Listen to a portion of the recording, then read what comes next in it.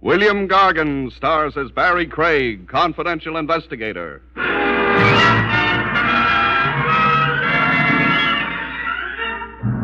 There's one chap around who never fails to electrify you. He sure can turn it on and turn it off. Am I referring to the state executioner, I wonder?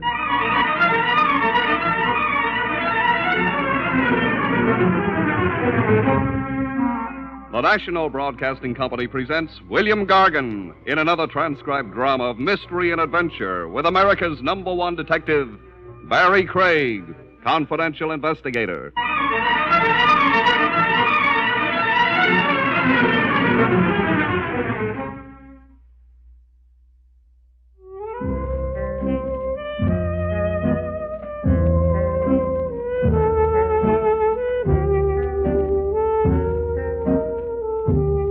Barrie Craig speaking. A confidential cop enjoys a certain public popularity. He gets haberdashers' circulars in the mail, anonymous threatening letters scented with perfume, and he gets invited to parties. A fancy shindig is thrown somewhere, a special invitation is tossed at ye cop, and no RSVP to it. The host wants you so badly, he comes your way to invite you in person. My would-be host in this one was Badger Boris, the sort of guy newspaper society columns called a bon vivant in French. Bon vivant meaning Boris slept all day and stayed up all night. And when the cabbage got thin, all he had to do was go to the bank. The short, moon-faced guy who looked like a cherub weaned on pasteurized champagne. You will, of course, be paid handsomely, Mr. Craig. Paid yet for coming to your big blowout. Now I'm really overwhelmed. Stand aside for a body fall. Then you agree to come? After you give me the other inducements. Well, fine foods. I've ordered 200 pounds of buffalo steak. What do I wash it down with? Liqueur Kisette. What's that? A Mohammedan beverage. I had it specially flown here from Istanbul. What's for dessert? Raisin cake. A plebeian touch to offset the noxious effects of a too rich repast. Rich. I just felt the whack of that word. How prosperous will I be going home in the early a.m.? Your fee will be $1,000. Money flown in from Istanbul? Oh, no. American money. I'm your slave, Sahib. Sketch out the requirements of my assignment now. Well, I'm giving an intimate costume party for certain selected friends. A masquerade, you understand. You've perhaps read about other famous parties I've given in the past. Who hasn't? Your parties generally make the front pages and the police blotter. Brawls. They always break up in bloody brawls. You are unfortunately accurate. You will circulate with the guests, and when you sense that any of them are becoming too disputatious... Too hotted up. You will then exercise a tranquilizing influence. Exactly what do I do there? Well, strictly entre nous. A blow shrewdly delivered to the stomach, say, where the damage cannot be seen. I don't want a lawsuit against me. Where do I cart the horizontal guest after I stiffen him? I have an emergency room set aside. You'll find bandages, smelling salts, and restoratives in it. Well, that's my job. Bouncer with kid gloves. And a tuxedo. You must wear a tuxedo. And, of course, a mask. You were an honored guest, too. Oh, and one other small chore. Don't tell me. Dilettantes, you said. On my side of the street, we call them deadbeats and freeloaders. They live piling up IOUs. A party sideline with them sometimes is palming somebody's jewels or wallet. Yes. You will prevent any theft. I don't want that disgrace. Well, are we agreed? One item remains. I'll need $10 on account. On account of I've got to rent a tux.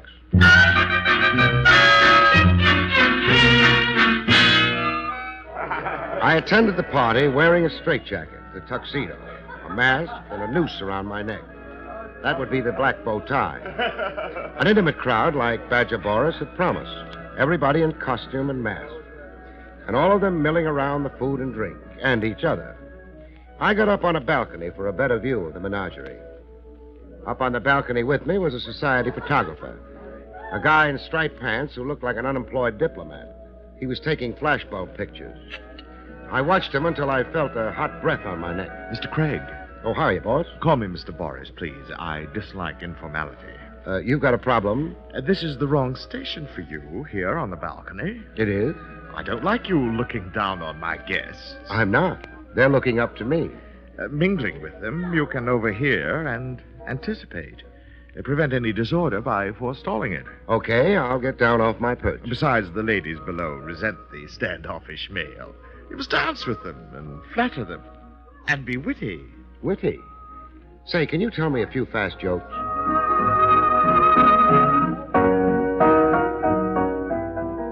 I got down and mingled. I wrestled through a few dances with a lady who had one stomach in front of her and one in reserve. She was costumed as a witch and wore a pink mask. You dance beautifully, Mr. No name dropping. Everybody's incognito until midnight. That's how Boris wants it. This step I'm doing, lady, Yes? it's a one-step. My grandfather had no further use for it, so he gave it to me. I love being gay. Oh, do you, my potted flower? Your wit, it is a sharp rapier's thrust. Don't let me slice off too much of your funny bone now. Shall we trip it over to the punch bowl? No, I prefer this intoxication. Your strong arm. My barking dogs. Lady, once more around, I'll need an oxygen tent. Why, you are unusually winded. All right, you rest somewhere. My headdress is awry. I'll go repair it. Godspeed and amen. We'll meet out on the patio in 5 minutes. Oh, 20.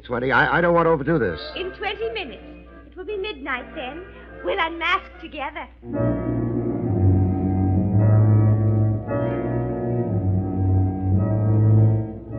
A rendezvous on the patio. 2 alone under the moon. Me and an oversized dame dying to kick me around for kicks. Earning a living sure came hard. Midnight happened, like it usually does. I sneaked off to look for my witch on the patio. The patio was sleek flagstone with a floral display on it like a high-class funeral parlor. There was a moon that had a bloodshot look to it, as if it didn't sleep days. There was a small wind that poets and advertising copywriters like to call zephyrs. I found my bewitching witch on a love-seat swing made out of wrought iron. She had her arms outstretched, like a snake about to give you constrictions. The rest of her was in a sprawl. When I reached her, my worries ceased. She wasn't being amorous. She was asleep, as if she'd passed out. 2 seconds later, I changed my diagnosis. She was in another condition altogether. She was defunct, dead. There was blood all over her costume, like she'd been stabbed over the heart by a knife or a dagger. But the weapon wasn't around. At least I couldn't see it. But then the way the situation stacked up, I had eyes only for the corpse. I conducted some postmortems with my client, Badger Boris. I checked over his guest list. 12 guests. Is that the net count, Boris? Yes, 12 excluding you, Mr. Craig. But then you weren't really a guest. Who was the murder victim? Cora Wilmer. Cora Wilmer. Let me see. I don't find her name on your guest list. How come? Cora Wilmer, the late Cora Wilmer, I mean, crashed the party. Symbolically enough, she was the 13th guest. Tell me about Cora. Gross, foolish, and very rich. A middle-aged matron, miserably in quest of the elixir of youth. Chop it up. Cora was 50. She affected the mannerisms of 20. That sounds like a young husband in the picture she was trying to keep up with. Astute of you. Yes, there was a younger husband. A bit player in theatricals whose dream is to play Hamlet, the melancholy Dane. Was he here tonight? You have the guest list. Yeah. Mark Wilmer. What costume was he wearing? I've already given you a clue. Hamlet, the melancholy Great Dane. How did Cora and Mark feel about each other, or don't you know? I would venture that they despised each other. May and December, Mr. Craig. The seasons are inimical and antithetical. You keep clobbering me with words. Call Mark Wilmer in here for a little questioning. I can't. He's gone home. I gave orders. Nobody leaves. Mark Wilmer or any of my guests don't respond to orders, as you will discover. Cora crashed, you say, but Mark was an invited guest. Then who came coupled with Mark? Oh, the Queen of Sheba. Yeah, I saw the costume. A dish in harem silk with a ruby glued to her forehead. Who was she on this guest list? Rita Romaine. A heat wave? Yes, if you must express it so commonly. She was the poster girl for the Inter-Allied Fruit Pickers Convention last year. Boat manufacturers proclaimed her Miss Cabin Cruiser of 1953. And Mark nominated her to be Queen Empress of his heart, soul, and liver. You're trying awfully hard to supply me with a motive, Boris. Am I? And I thought I was being so ingeniously subtle.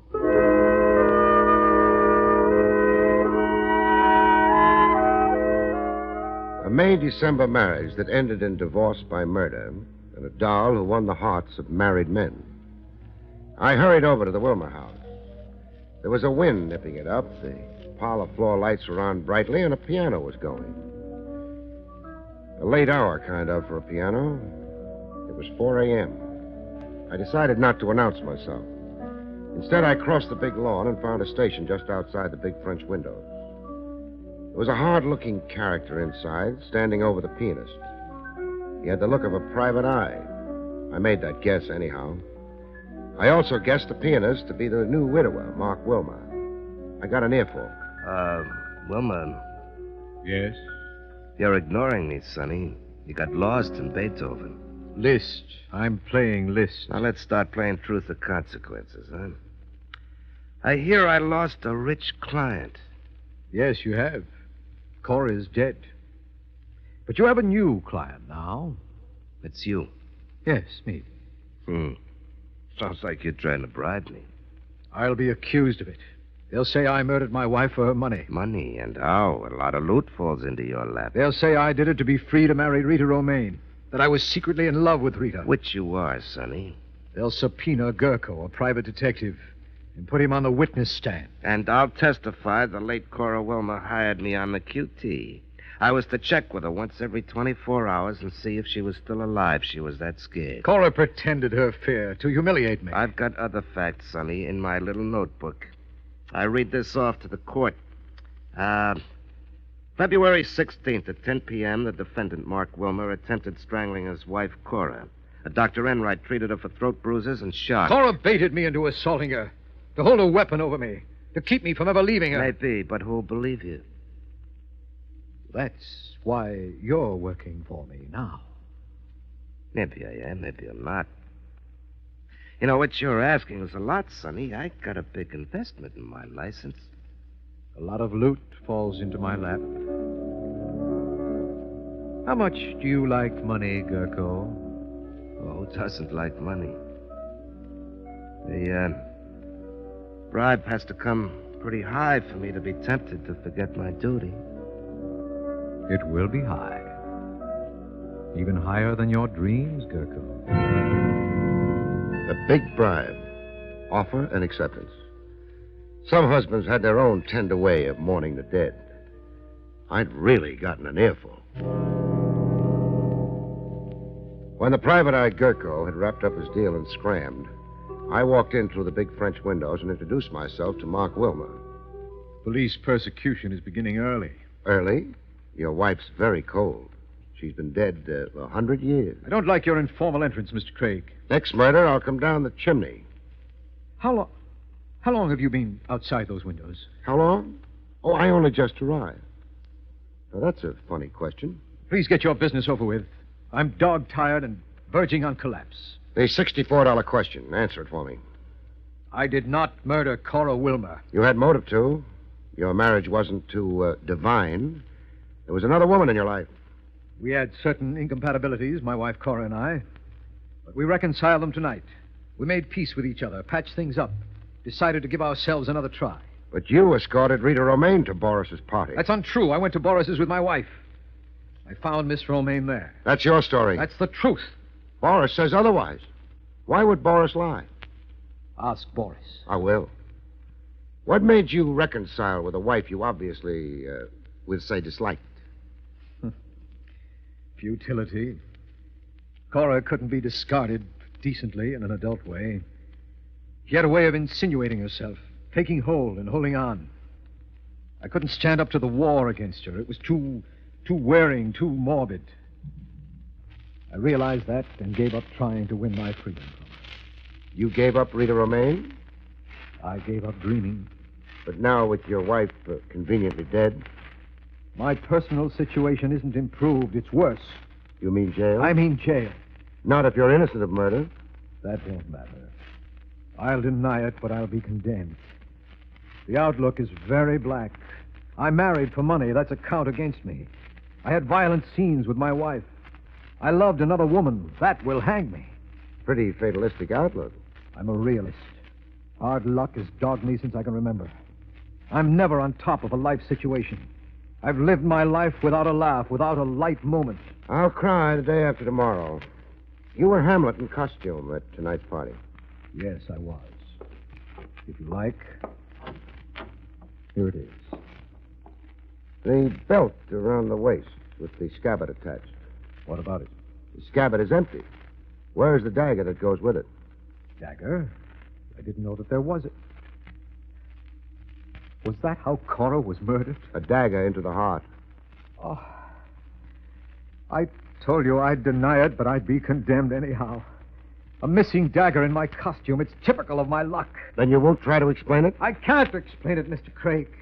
I can't explain it because I simply don't know.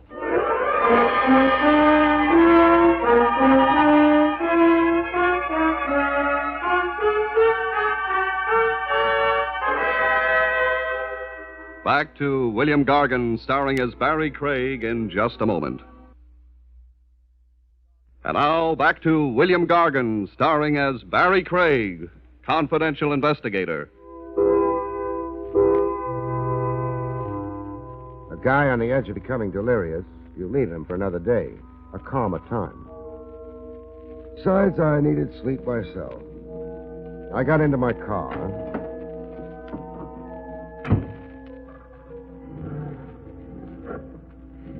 I just pulled away from the curb when I got notice that sleep was going to be a missing ingredient in my future. A try at murder number 2. Yours truly, the victim.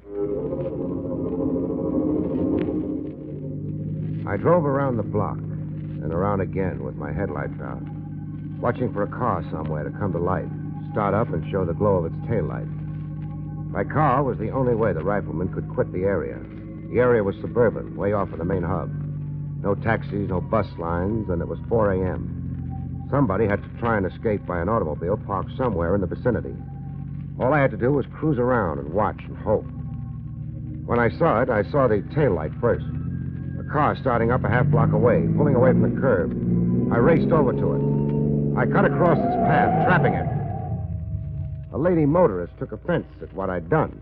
Mister, you're in my way. That was the understatement of the century. I got out to go hunt for a rifle. Sorry to be so melodramatic, miss. Romaine, isn't it? Yes.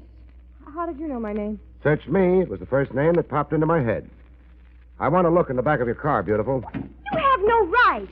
Don't please overplay the indignation, doll. I'm a detective. I'm at work. Well, I don't find it. Find what? A rifle used on me a little while ago. Oh, this whole thing is absurd. Yes, isn't it?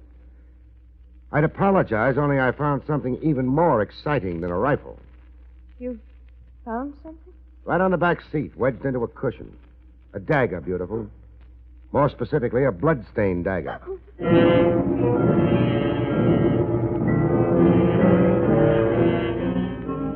We kept company, the Queen of Sheba and me, in a roadside diner. We split a gallon of black coffee down the middle while she poured out her sad tale. I tell you, I don't know how to explain that dagger, Mr. Craig. Mr. Craig? It's too early in the morning for stiff formality. Barrie. What were you doing parked down the street from the Wilmer place? I'd gone to see Mark. How he was. Just outside, starting up his walk, I thought better of it.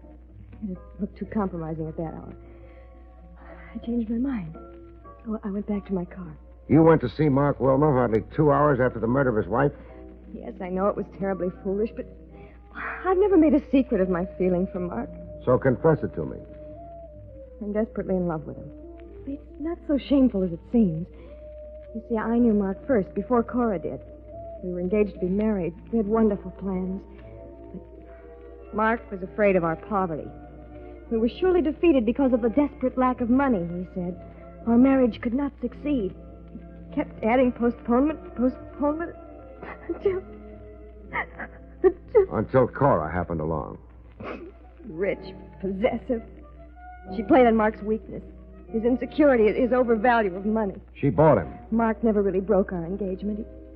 He just eloped with Cora.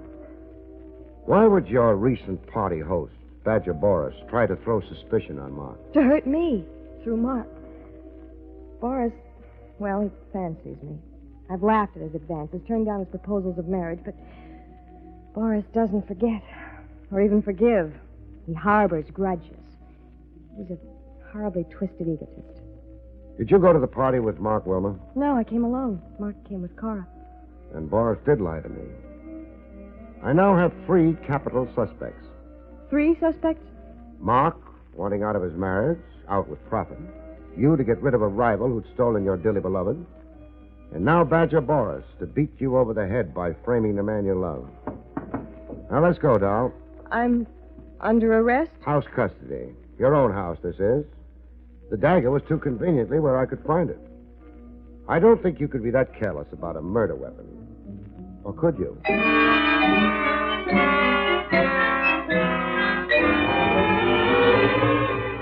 While catching a snooze on my office chair, a visitor barged in. The private eye, Gurko, just a little tipsy, like he'd been celebrating something. Celebrating his windfall was my idea, but I wasn't saying it aloud. Barrie Craig? None other than... Well, hello, colleague. Gurko's the name. I'm a private dick like you. The assumption is debatable. I don't get the Craig. It's a delicate question of morals, but skip it. What brings you staggering? I'm here to say my piece about Mark Wilmer. So say it. Wilmer is an okay guy. He's a good, upstanding man, I want you to know. And very rich. That is, if he beats the electric chair. I investigated Wilmer, turned him inside out. Not a spot on him, not a blemish. The boy can look the world square in the eye. Goodbye. I'm not finished. You are. It's either out the door or through it. Oh, you're unsociable. I don't like investigators who talk glibly in their own cause. Out. You know something? You're nuts. Now, why did I come talk to a nut? The way I keep knocking myself out defending people.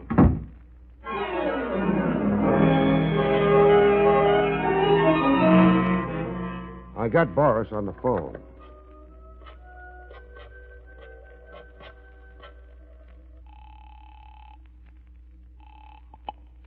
Hello?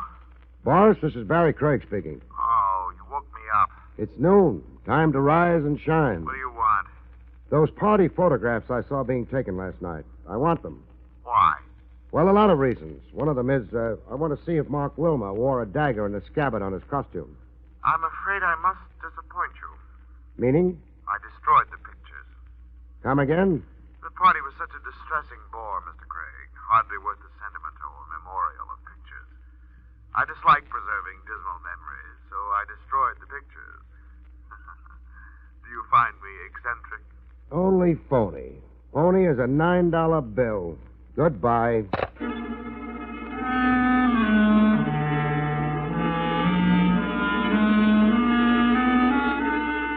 I stopped in to see Badger Boris personally, without appointment. You have no business molesting me. I know. Home is your castle.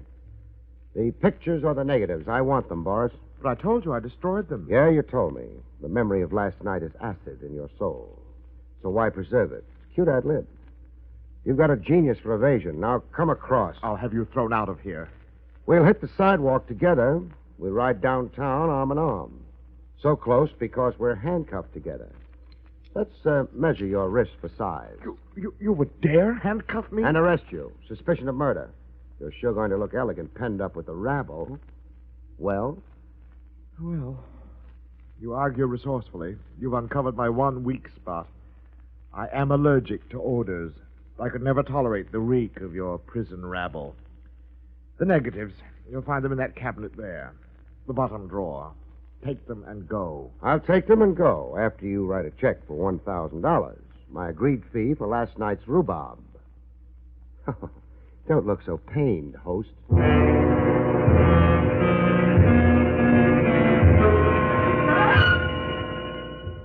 I had the negatives developed, 8 rolls of them.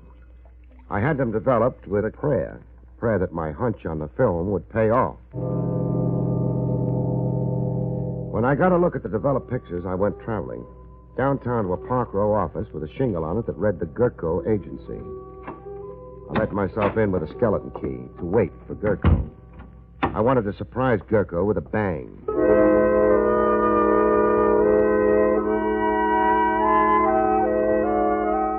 Gurko rolled in at the stroke of 3. I waited until his head showed.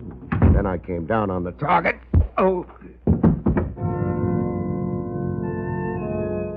When he came to enough to stare up at me groggily, we got down to cases. You slugged me, Craig. Why? Precaution to take the fright out of you. I checked into your background a bit. What you did before you became a blackmailing shamus. You were a champ boxer, runner-up for the light heavyweight title. I didn't relish coming to blows with you. I want my nose looking exactly like it looks. What's your play? An arrest. I'm arresting you for blackmail and murder. I said you were a nut. I developed rolls of film taken at Boris's costume party.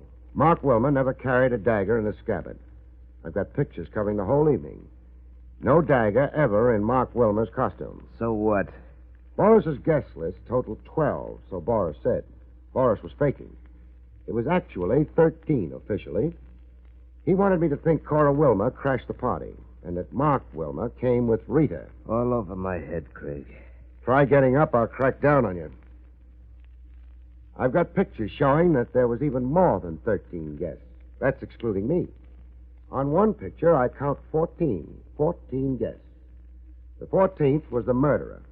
Boris knew it, but he tried to cover it up. Not that he wanted to spare you, Gurko, but because he preferred seeing Mark Wilmer take the rap. He hoped to frame Mark. Your turn to talk.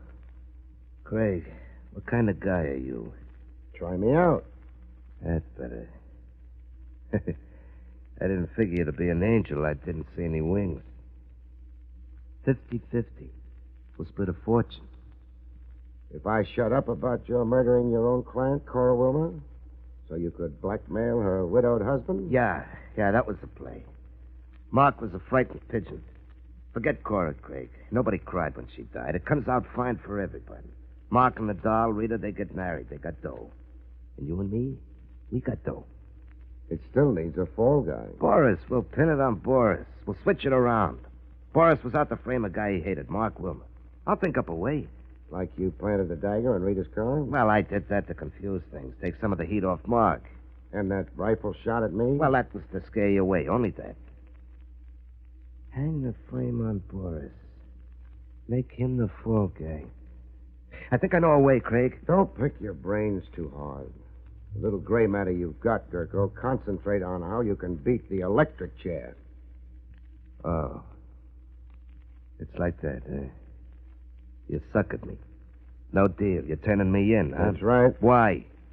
I could say for the honor of the profession, colleague. But that would be corny, wouldn't it?